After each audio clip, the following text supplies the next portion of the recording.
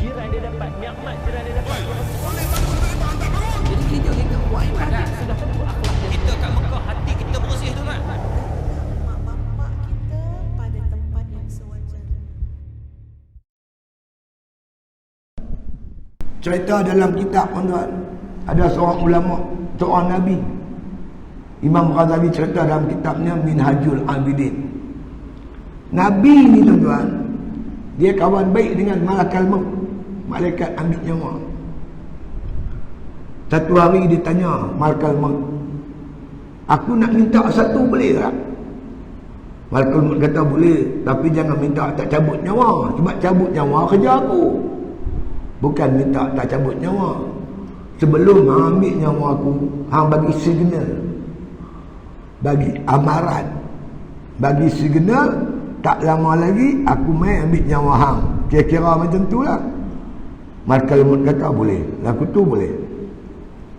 Satu hari dia main. Nabi ni tanya, hang main buat apa? Aku main nak cabut nyawa. Hang kata nak bagi signal. Kata malakal maut, signal dah sampai lama. Apa signal? Rambut yang hitam dah bertukar jadi putih. Siapa tuan-tuan rambut di kepala dia tu hitam asal dah tukar jadi putih, itu isyarat tuan-tuan, tak lama lagi kita akan mati. Saya bukan rambut, janggut pun dah putih. Dia main. Kena selalu ingat mati. Saya baru ni tuan-tuan 2 kali jadi kat saya. Hari tu kena stroke. Lepas ceramah, dia rasa lain macam. Terus lari masuk kereta, pergi hospital Sungai Buloh. Doktor cek 250 tekanan darah. Doktor terus bawa drip, bawa pergi CT scan. Keluar dengan sebelah, dia tunjuk gambar kat saya. Ustaz, ada pendarahan kepala. Allah, tuan, isteri saya sebulan sebelum tu pendarahan kepala, 4 hari koma, meninggal. Kawan saya Ustaz Lawawi Adul Semanggui, jatuh bilik ayak, pendarahan kepala, mati. Ustaz Sufi, suami Ustazah Masdura, tengah bawa kereta, lari ke tepi, bawa pergi hospital, sebulan koma, pendarahan kepala, 3 kali operate, meninggal. Saya pun kata, aku ni mungkin dah tak ada harapan ni. Doktor kata, Ustaz, kita cuba makan ubat dulu, kot-kot boleh cayak, dia kata darah. Kalau tak cayak juga, terpaksa kena operate. Masa tu kita ingat Allah Ta'ala, ingat kepada kematian.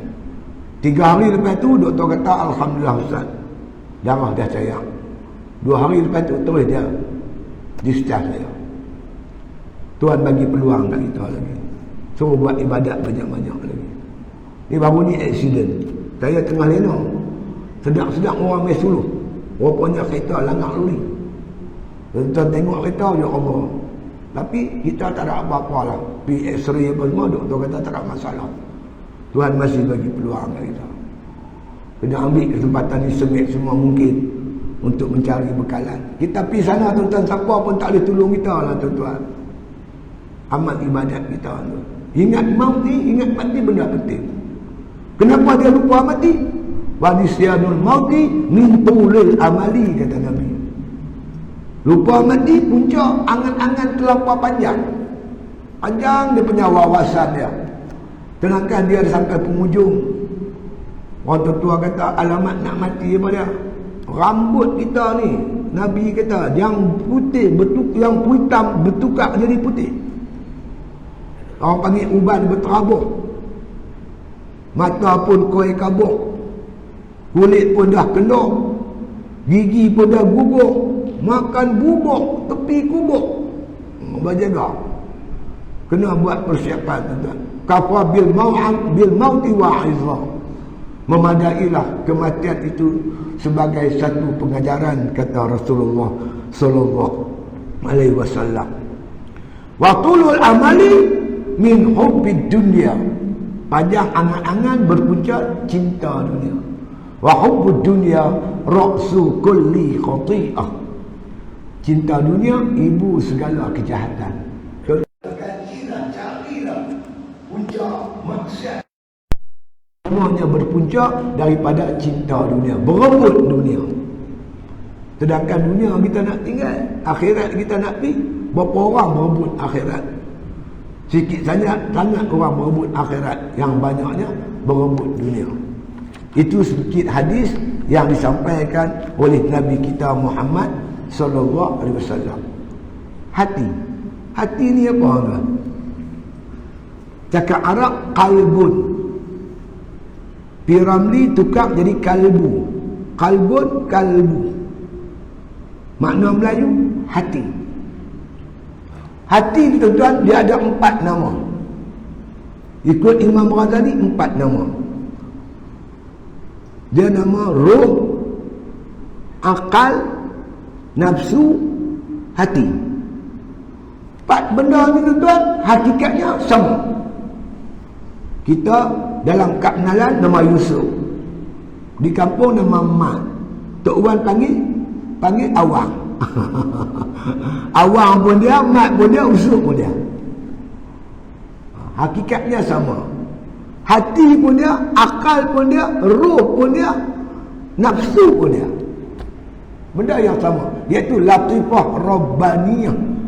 Jisim yang halus, yang seni, yang tak dapat dikesan dengan sebarang panca indera, tak dapat dikesan dengan sebarang alat saintifik. Hang cari tak jumpa. Dia bukan dicipta di sini tuan, dicipta di alam roh. Tuhan cipta kita di alam roh. Kita ni kita ingat kita mengalami tuan-tuan berapa alam? 5 alam. 5 alam. Semua orang mengalami 5 alam. Pertama, kita dijadikan oleh Allah dalam bentuk roh.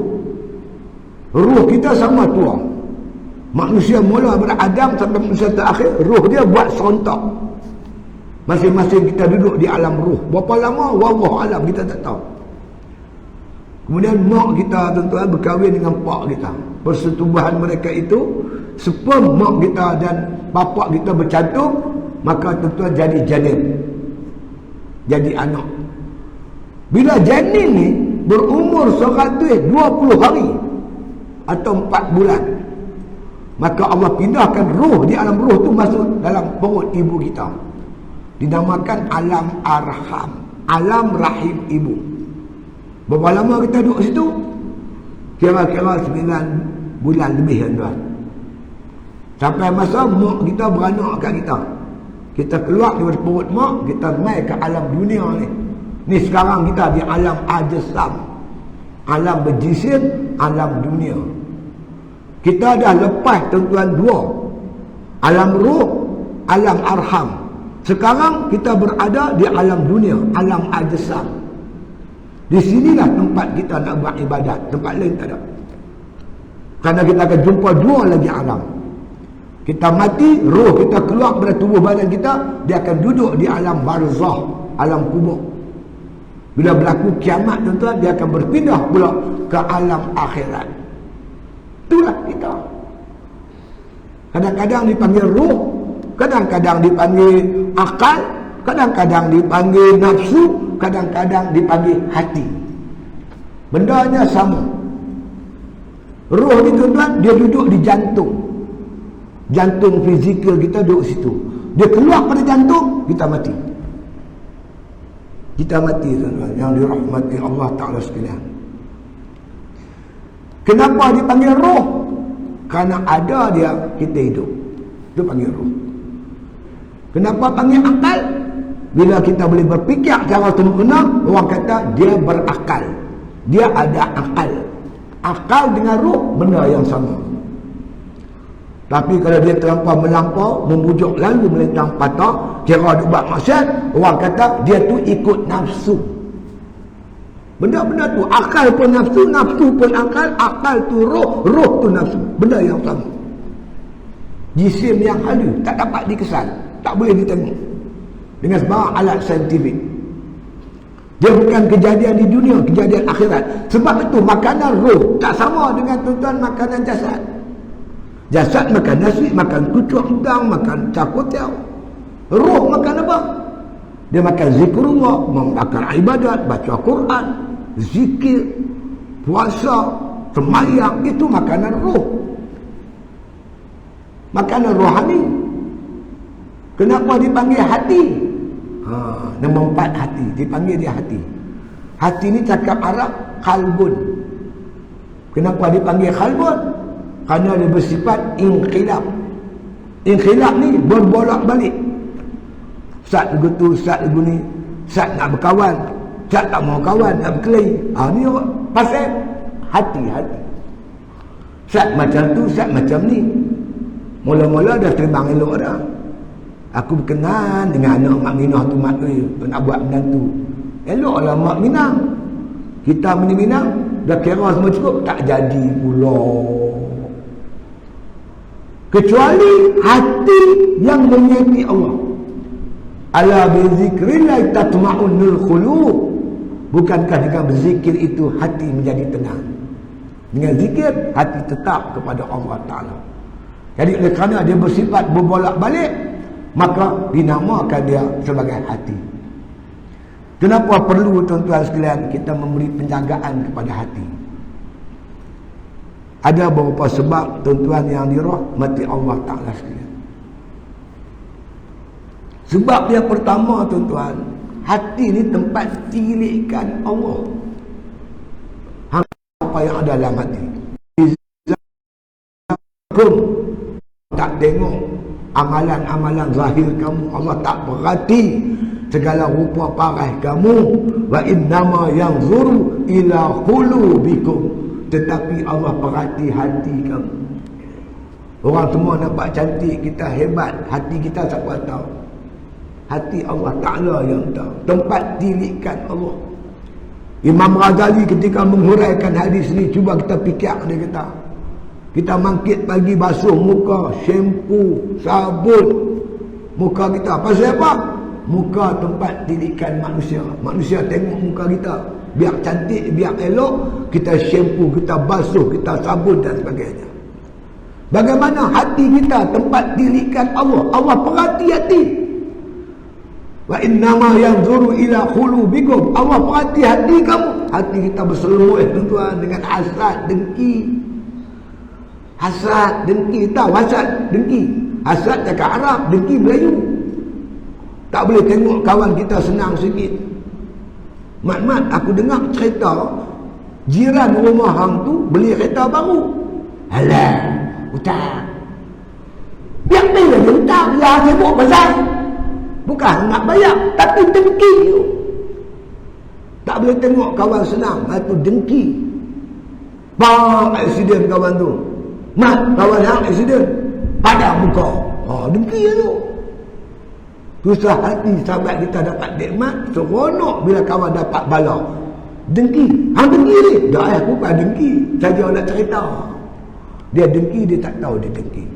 Takabur. Riak, ujub, berserabut dalam perutnya. Ni yang menghalang umat Islam hari ni tuan-tuan. Umat Islam sepatutnya kuat. Tapi kerana penyakit-penyakit hati, hasad, dengki sama sendiri, payah kita nak cantumkan umat Islam hari ni. Depan mata kita tengok bagaimana umat Islam jadi pecacai berorang kafir. Dirompak tanah ayam kita. Tapi nak menyatukan Islam cukup payah. Sebab itulah Nabi SAW tuan-tuan berjaya menyatukan Aus dan Khazraj, menyatukan Muhajirin Ansar, kerana Rasulullah perbaik hati mereka berjaya. Ikhlas, jujur kerana Allah Subhanahu wa Ta'ala. Saya bawa benda ni tuan-tuan, saya nak ajak tuan-tuan, jangan satu hari tuan-tuan kita menyesal ayak mata darah. Ayam dikepuk mati kelaparan, ikan itik di air mati kehausan. Musafir lalu rumah ditinggalkan, bunga di taman disunting orang. Lepas tu aku lupa dah. Berpatah orang Melayu peringat kat kita, jaga-jaga. Jangan kita jadi mana merempat di tanah ayak kita sendiri. Menghalang perpaduan ni mesti kita hapuskan. Sebab utama bab hati. Hasad dengki sama-sama Islam tak habis-habis. Dengan orang kafir boleh berkira, dengan orang Islam sikit tak boleh kira. Tidak sikit kalau nak cerkah. Apa ke benda kita ni tuan? Kita bercakap kita nak tinggal anak, tinggal zuriat. Tak boleh rapat-rapat masa kita mati tuan. Fikir ni masa depan kita kalau suasana keadaan yang sedang berlaku macam ni. Kena selesai bagi pelok hati. Macam Rasulullah sallallahu alaihi wasallam didik para sahabat radhiyallahu ajma'in. Yang kedua tuan-tuan, kerana sabda Nabi sallallahu alaihi wasallam, Nabi sebut Allah wa inna fil jasadi mudghah idza saluhat saluhal jasadu kulluh wa idza fasadat fasadal jasadu kulluh ala wa hiyal qalbu. Nabi kata dalam jasad kita ni ada seketul daging mudghah. Inna fil jasadi mudghah. Dalam jasad kita ni ada satu mudghah. Iza saluhat, bila mudghah ni, daging ni elok, saluhal jasadu kullu, maka jasad semua ni akan jadi elok. Wa iza fasadat, kalau dia tu rosak, fasadal jasadu kullu, maka anggota lain semua rosak. Ala wahiyal qalbu. Nabi kata jaga-jaga. Mudghah tu hati. Mana kalau hati elok, anggota lain semua cantik. Kalau hati ni rosak, semua anggota lain semua rosak. Berkaitan hadis ini, Imam Ghazali bagi sikit komen dalam kitab dia Ihya Ulumuddin. Dia kata apa?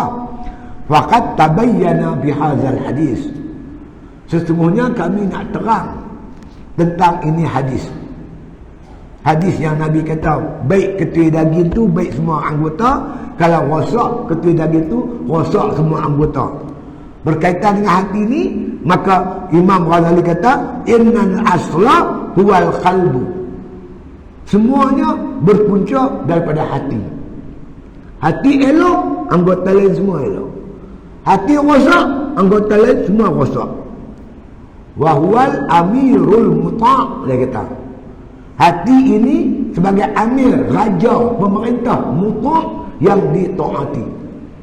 Hati raja, lain semua anggota yang taat kepada raja. Ya. Fi alamil jasad, pada alam jasad ni. Wal baqiyatu ra'iyatuhu. Anggota-anggota lain ni disifatkan sebagai rakyat. Hati raja, tangan, kaki, telinga, mulut, kepala, semuanya rakyat. Kalau raja ni baik, rakyat semua baik. Kalau raja ni jahat, rakyat semua jadi jahat. Tuan-tuan rasa betul tak? Memang betul lah Nabi kata. Hayya 'alas solah. Tuan-tuan dengar azan. Tuan-tuan orang beriman, hati tuan-tuan baik. Tuan-tuan ingat apa? Aku nak pergi sembahyang berjamaah. Betul tak? Hati nak pergi sembahyang masjid. Mata macam mana? Dia tengok tang mana kunci motor. Pergi sangkut tang mana. Nampak kunci motor, kaki berjalan pergi kat kunci motor. Tangan ambil. Lepas tu turun bawah. Ambil kepiah baju pakai elok, pergi turun motor. Relum kunci dekat kunci motor. Tekan dia punya starter. Mata jalan tengok. Kepala semua tengok jalan pergi masjid. Betul tak? Bila hati nak pergi masjid, seluruh anggota akan kerja pergi ke arah masjid. Dia ada hayya 'ala solah, hati nak pergi masjid, kaki tak mau berjalan masjid. Ada? Weh kaki, tunggu apa lagi? Cepatlah. Tak payah suruh. Mana kaki, tangan semua ni rakyat yang patuh kepada raja. Sebab itu kita perbaik hati. Bila kita hati kita cantik, mudah anggota lain tuan-tuan untuk mengerjakan ibadat kepada Allah Ta'ala. Anak kita begitu, didik hati dia. Dia bagi dia beriman dengan Allah. Dia kenal Tuhan, takut dosa, suka pahala. InsyaAllah besar-besar esok tuan-tuan, dia mudah mengikut perintah Allah Subhanahu Wa Ta'ala. Kemudian tuan-tuan yang dirahmati Allah Ta'ala sekalian, yang ketiganya, hati ni tuan-tuan tempat pertaruhan. Tuhan nak tuang macam-macam dalam hati. Ni hati ni tempat Allah tuang.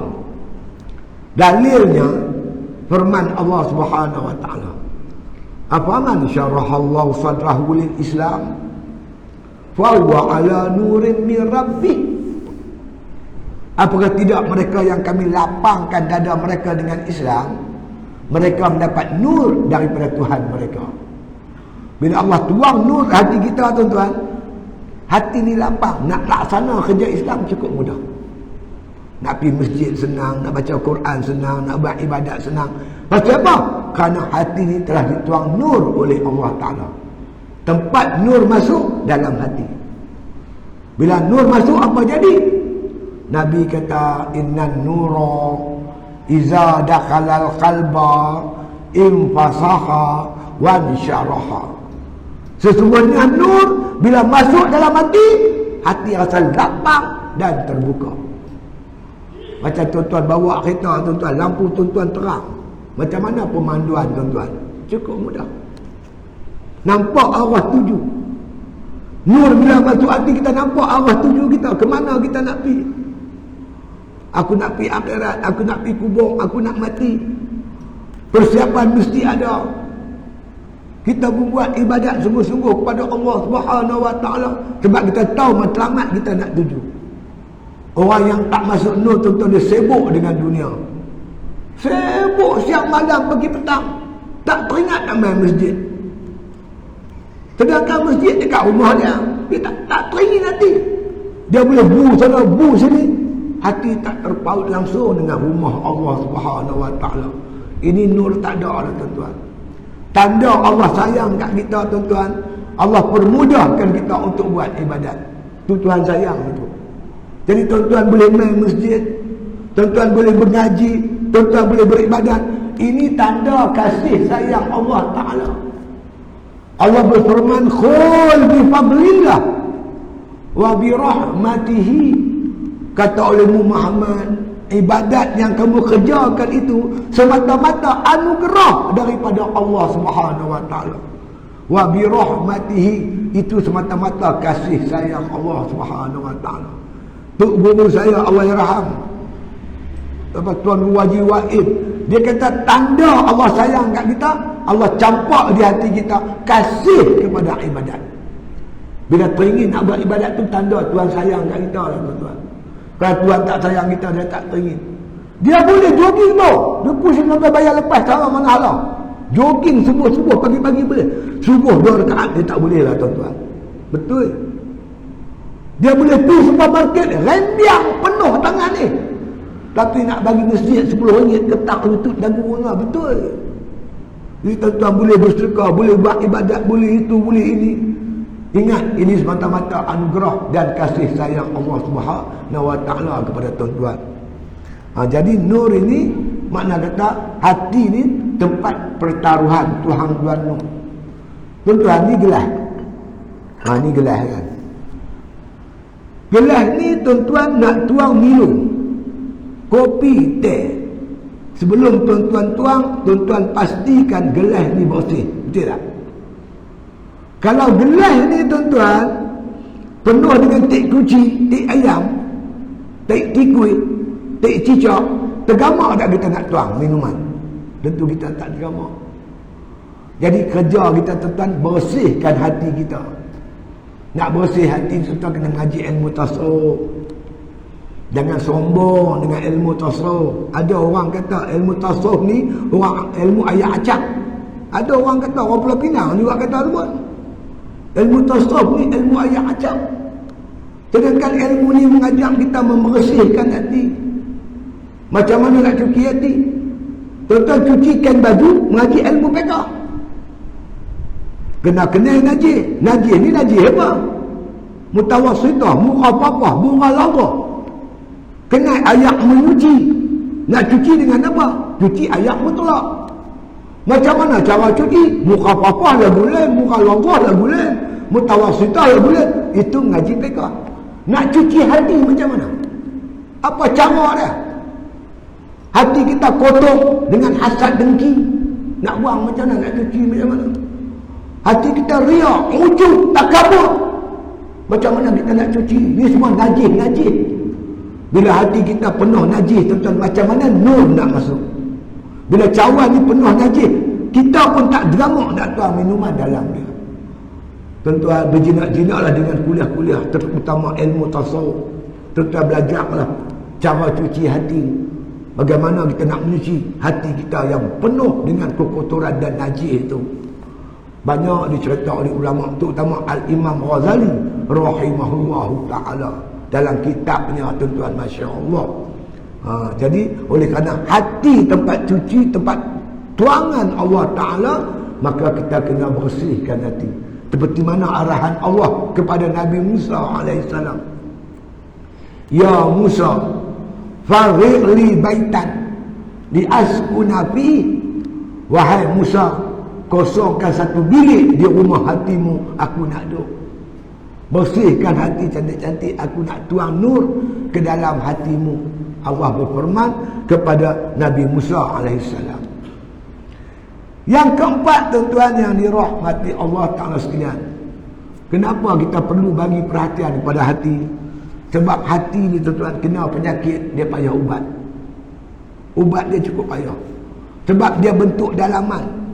Penyakit kita ni yang payah bentuk dalam. Sakit jantung, sakit buah pinggang, paru-paru, usus. Jenis dalam memang payah. Apatah lagi sakit hati. Cukup payah, tuan-tuan, nak ubat. Pertama, doktor tak ada.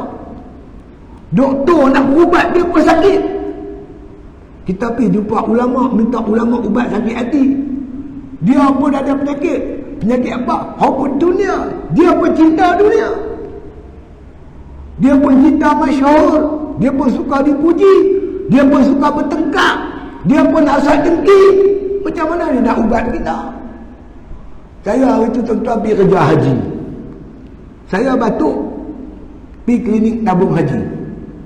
Pergi klinik tabung haji, tengok saya masuk, doktor bagi salam kat saya. Assalamualaikum Ustaz. Waalaikumsalam. Mana doktor ni kenal aku? Rupanya doktor ni main pada Johor, dia kenal saya. Kenapa Ustaz? Saya main ni nak ubat batuk saya ni. Tapi saya tengok doktor pun batuk. Saya batuk, berubat kat dia. Dia pun keng batuk. Alamak. Keyakinan kita, apa batuk nak ubat aku. Dan macam mana, tuan-tuan, nak ubat orang penyakit hati?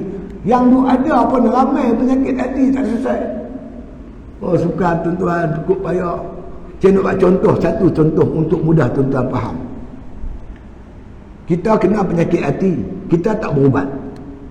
Sampai tua, tuan-tuan, kalau kita tak berubat, kita jadi penyakit. Saya dulu kerja storekeeper Kementerian Kesihatan sebelum terlibat dengan kerja-kerja dakwah. Di bawah saya, tuan, saya diletakkan bahagian packaging di Petaling Jaya. Stor perubatan kerajaan yang paling besar di Petaling Jaya. Kita membekalkan ubat satu Malaysia. Saya diletakkan bahagian packaging. Package ubat tu, kemudian kita naik lori, kita hantar. Naik kapal terbang, kita hantar. Hantar kapal laut badak.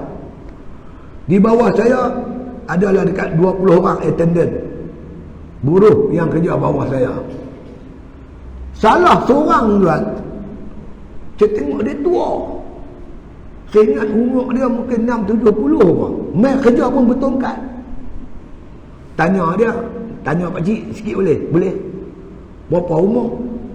Umur betul ke umur tipu? Ada umur tipu pula. Umur betul berapa? Betul 70, tipu 50. Rupanya masa nak buat kad pengenalan tu, boleh report kita habaq umur kita berapa ikut dan kita lah. Dia umur dia 70. Jalan pun tak larat. Tapi tuan-tuan cakap kasar. Dia berkelahi dengan budak-budak muda ni. Dia kata apa? Aku terajang baru tahu. Nak terajang orang. Apa jalan goyang. Budak tu baju pasal. Dia kata, cik Sidik tengok tu pakcik tu. Sikit-sikit terajang. Aku terajang dia baru dia tahu. Dah. Janganlah dah dah. Lama saya tak tahu pasal apa dia ni garang bukan main. Tanyalah orang yang sebaya dengan dia umur lah 50. Hampa kenal dia pakcik ni? Kenal Ustaz, Cik Sidik. Samsin Kampung Baru dulu ni. Min tumbuk orang. Rupanya penyakit sombong, takabur ni tuan-tuan. Kalau kita tak ubat dia masa muda, dia akan bawa isteri sampai ketua. Betul tuan. Sebab tu penyakit-penyakit rohani ni, kita tahu kita sakit, berubat cepat-cepat. Kalau tidak, penyakit ni akan terbawa-bawa sampai kita tua. Mungkin sampai mati kita bawa sekeping hati yang penuh dengan berpenyakit. Ini, tuan-tuan, rapat-rapatlah dengan majlis ilmu. Mudah-mudahan insya-Allah kita makna kata dapat mengubati penyakit-penyakit hati kita tu. Ada sakit hati, ada mati hati. Sakit hati macam sakit badan. Kita kalau badan sakit, kerja tak larat tuan. Tidak. Kalau badan sakit, kerja tak larat. Makan pun tak lalu. Kita makan laksa sepinggan. Kalau kita tuan-tuan badan kita sakit, kita makan secancar. 2 cancar tak rot. Begitulah tuan-tuan makanan rohani. Makanan rohani kita, roh kita dia tak makan laksa-laksa. Makanan dia apa? Zikrullah. Makanan dia semayang. Makanan dia baca Quran. Ini semua makanan-makanan lazat bagi rohani. Tapi sekiranya roh kita sakit tuan-tuan, hati kita sakit tak lalu. Tuan-tuan nak tahu tak tahu tuan-tuan sakit tak sakit hati, tuan-tuan baliklah sekali lagi. Ambil wuduk, baca Quran. Maka alhamdulillah lah, sihatlah rohani tuan-tuan. Tapi kalau baca 2 baris mula menguap, tu something wrong. Baca-baca baru 2 baris degak bunyi gedegung. Apa tu mat? Gusti pak oi.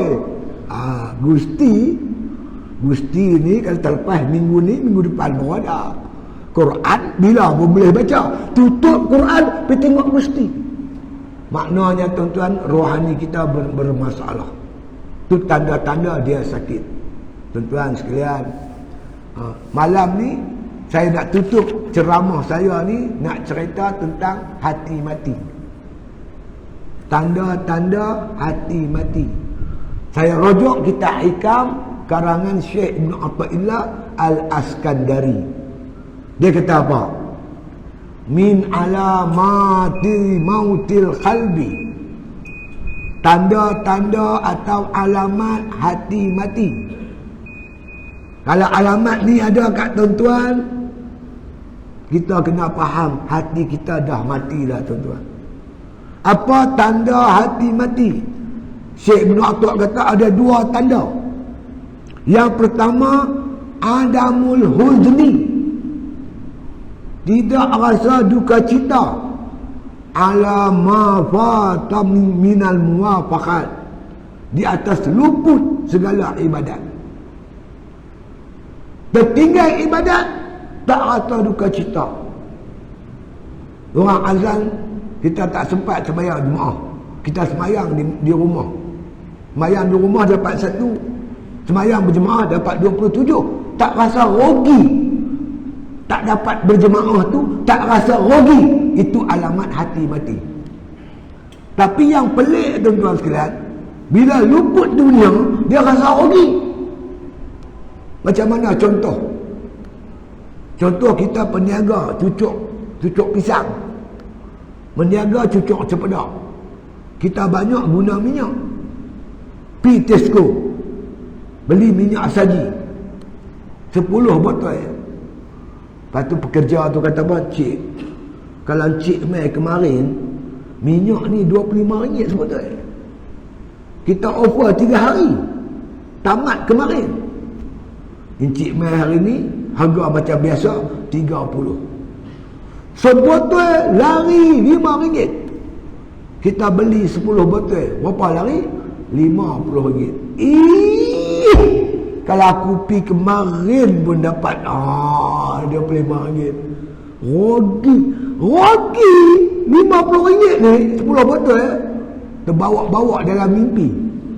Betul ya tuan? Bab dunia kita rugi. Aduh. Tapi bab akhirat, bab ibadat, terluput sembahyang berjamaah, kita tak rasa apa-apa. Itu alamat hati mati. Tuan-tuan, hati yang hidup macam mana? Bila luput tuan-tuan rasa rugi amat sangat. Dia ahli tahajud, tiap malam makit tahajud. Malam tu dia balik lewat ada hai, tidur lewat malam, makit-makit pagi sedap-sedap orang azan subuh, duk melengu. Isteri tanya, awak abang melengu? Terlepas tahajud rugi rasa pula. Terlepas tahajud rasa rugi. Itu hati hidup. Ni terlepas subuh tak rasa apa-apa. Jaga-jaga matahari naik, alhamdulillah terlepas subuh. Itu ukuran, tuan-tuan. Ukuran hati yang mati, tanda alamat hati mati, adamul hudni, dia tak rasa duka cita, ala ma fataka minal muwafaqat, di atas luput daripada ibadat. Ibadat tertinggal, dia tak rasa rugi. Itu hati mati. Wa tarkun nadami, tanda yang kedua, tidak menyesal, tidak rasa menyesal, ala ma fa'al tahu min wujudi zalat, di atas perbuatannya yang melakukan maksiat. Buat salah, buat maksiat, tak rasa menyesal. Tak tahu je. Kacau tu. Di zaman orang tak takut dengan dosa yang ada pada hari ini. Orang mengumpat, orang buat fitnah, tulis dalam Facebook, dia tak rasa apa-apa. Sedangkan Allah bagi ancaman dalam Al-Quran, innal ladzina fatanul mu'minina wal mu'minat summa lam yatubu falahum azabu jahannam wa lahum azabul harik. Orang yang buat fitnah pada orang lelaki perempuan Islam, kemudian dia tak bertaubat, summa lam yatubu, kemudian dia tak bertaubat, falahum azabu jahannam wa lahum azabul harik, bagi dia azab yang pedih, azab neraka jahanam. Ancaman Allah, dia tak rasa apa-apa. Orang tak rasa rugi, buat makna kata tertinggal taat, tak rasa bersalah, buat maksiat, orang ni hati mati, macam badan mati. Badan kita kalau hidup betul tuan-tuan, tak mati, kita terpegang benda panas, cuk. Isteri kita serika, dia letak serika rupa tutup suik, kita terpegang, cuk. Itu tangan hidup. Kalau tangan mati, pegang tak rasa apa. Ada orang macam tu. Kawan saya tuan-tuan naik motor, malam buta tutup lampu, angkat tayar lagi tu, langgar bus stand tergedik-gedik, hantar pergi hospital. 5 hari hospital balik. Saya pergi ziarah. Apa abang? Tak tahu lah Ustaz. Dia kata tangan saya ni nampak ke serit, ke kecil. Kenapa? Saya try cubit, sakit ke? Tak rasa apa Ustaz. Dia ada masalah, tangan dia ada masalah. Nak buat apa pun tak tahu. Dia kata kat saya. Saya kata pok saya dulu jadi lagu ni, kuih serit picit tak rasa apa. Lepas tu alhamdulillah, lah elok alik lah. Dia buat lagu mana? Saya kata demah dengan tungku. Orang beranak kan, tungku demah perut tu, ambil tungku tu demah tangan, InsyaAllah darah hidup balik, jalan hidup balik, tangan jadi elok. Terima kasih Ustaz. Dia kata saya balik, dia panggil bini dia, hang bakar tungku mai kat aku. Isteri dia bakar tungku, buat mai kat dia tungku yang dia ni balok. Ni tungku, dia pergi letak tangan atas tungku. Duk sekali lagi tuan-tuan, bau hangit. Bila bau hangit, dia tanya, woi, siapa bakar daging hangit satu rumah? Padahal tangan dia terbakar, dia tak sedar. Itu tanda badan mati, tak sensitif, tak peka. Baik itu tuan-tuan orang beriman, orang yang manusia ni, kalau sampai tak peka dengan maksiat, tak rasa bersalah, tak peka orang azan, tak rasa apa-apa, itu alamat mati hati tuan-tuan. Bukan saya, Syekh Ibn Atha'illah Al-Iskandari dia sebut begitu. Jadi kesimpulannya tuan-tuan, saya nak mengajak tuan-tuan Mela. Ulama kata inilah hakikat insan. Hati tu hakikat diri kita. Saya nama Sidik. Orang panggil Sidik. Sidik tu apa? Kepala ke, tangan ke, kaki ke? Tak. Hati tu. Dialah yang Allah perintahkan, ya ayyuhallazina amanu kutiba alaikumusiyam. Wahai orang beriman, diwajib kamu puasa. Kepada siapa dikhitab, disuruh puasa? Hati. Besok dia juga akan ditanya dalam kubur.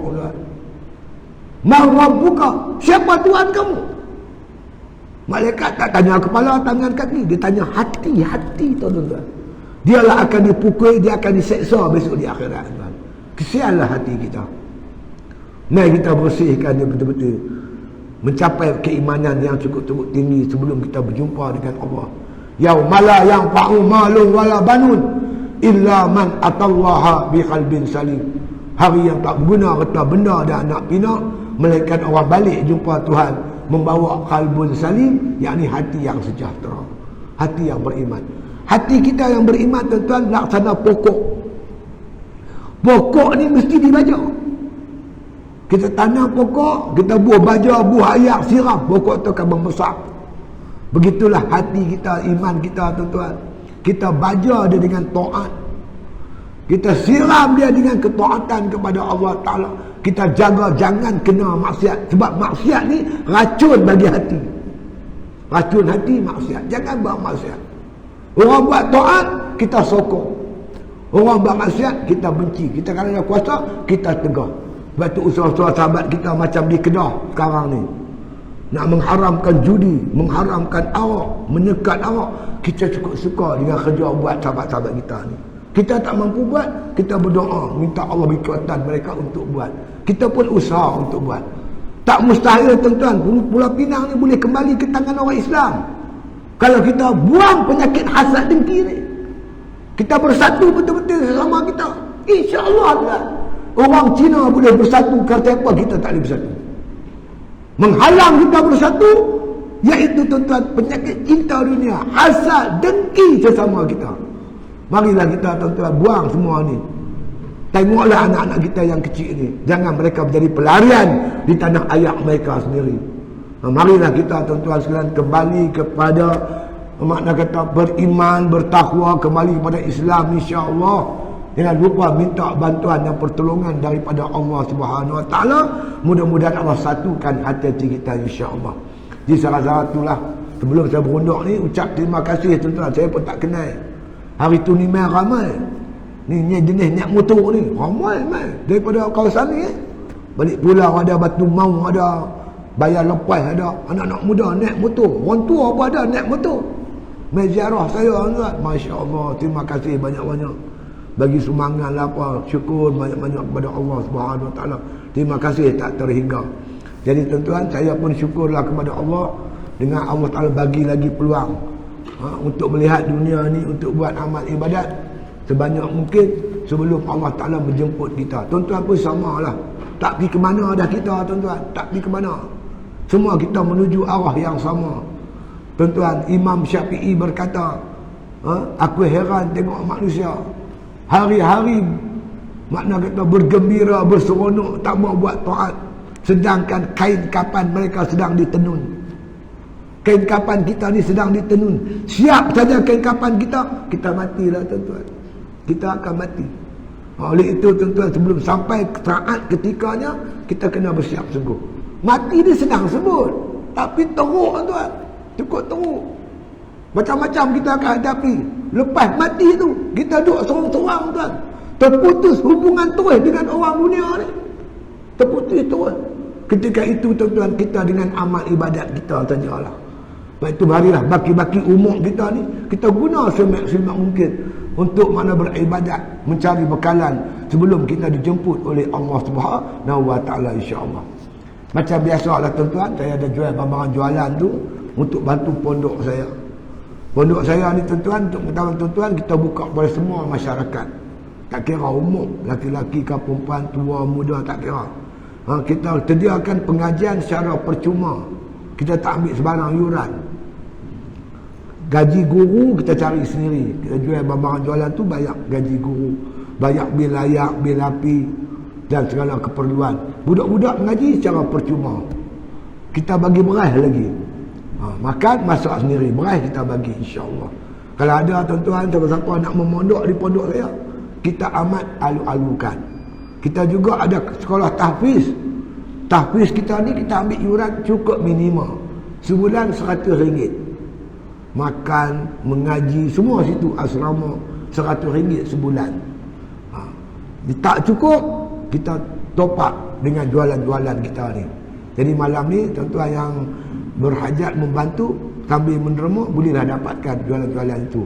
Kita ada bawa buah hulu. Buah hulu ni depa lah kata, bukan saya kata. Ustaz Siddiq tu ceramah deras, buah hulu dia lembut. Ceramah aja keras, buah hulu lembut. Saya ada bawa habatus sauda tuan-tuan, untuk mengatasi penyakit kita, terutama sekarang ni kita masih diserang tuan-tuan sekalian oleh makna kata coronavirus. Yang jenis baru ni lagi ganas, apa nama aku nak sebut tak reti. InsyaAllah beriman dengan Nabi. Nabi berpesan, Nabi kata, inna hazihil habbatus sauda syifa'un min kulli da'in. Ini habbatus sauda, ubat bagi segala penyakit. Kalau tuan-tuan beli sekampit tu RM10, makan sehari 7 biji ya. 7 biji ni makan setahun tak habis tuan. Sekampit setahun tak habis. 7 biji kecil ya. Nabi makan 7 biji, kita makan 7 biji.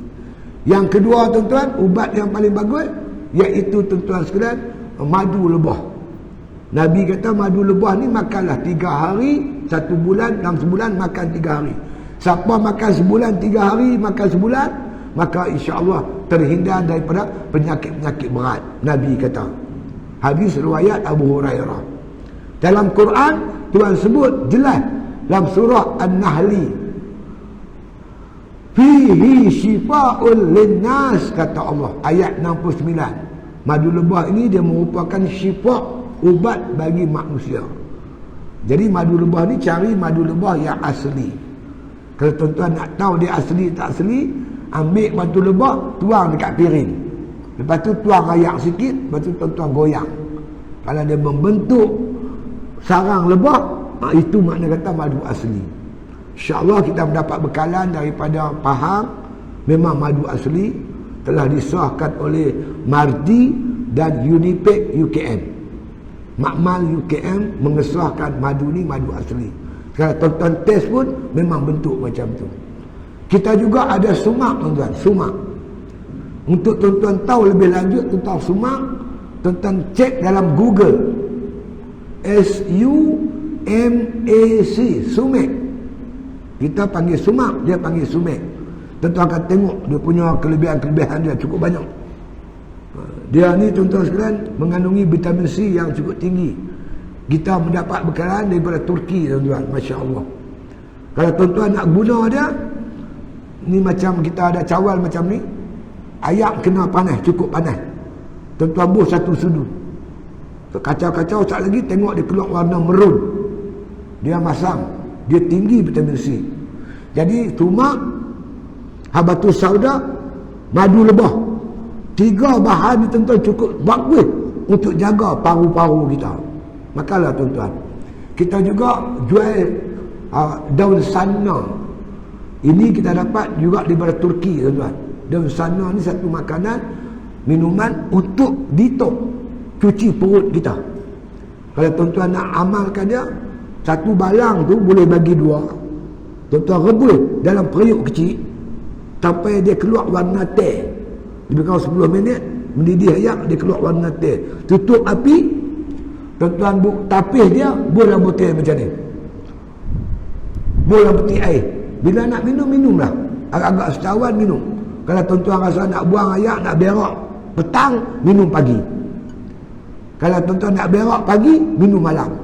InsyaAllah dia cuci perut-perut kita dengan selesa, insyaAllah. Itu antara bahan-bahan kesihatan untuk tubuh badan kita lah, supaya kita sihat dan mudah kita untuk beribadat kepada Allah Subhanahu wa taala. Akhir sekali terima kasih banyak-banyaklah tuan-tuan di atas bantuan, pertolongan, semangat dan sebagainya dalam menghadapi sikit ujian daripada Allah Ta'ala ni. Mudah-mudahan Allah Ta'ala makna kata bagi kita kesihatan untuk kita melakukan ibadat lagi kepada Allah Subhanahu wa taala. Bismillahirrahmanirrahim. Alhamdulillahi rabbil alamin. Wassalatu wassalamu ala asyrafil anbiya wal mursalin wa ala alihi wa sahbihi ajma'in. Allahumma ahsin akhibatana fil umuri kulliha wa ajirna min khizyid dunya wa azabil akhirah. Allahumma la tusallit alaina bi dhunubina man la yakhafuka wa la yarhamuna. Allahumma ij'al khaira ayyamina yawma nalqa wa anta radin anna waqtin bis salihati a'malana tawaffana muslimin wa alhiqna bis salihin. Wa sallallahu ala khairi khalqi Muhammadin wa ala alihi wa sahbihi sallam walhamdulillah bil alamin. InsyaAllah kembali sekalian kita berhubung abang untuk Ustaz Sallallahu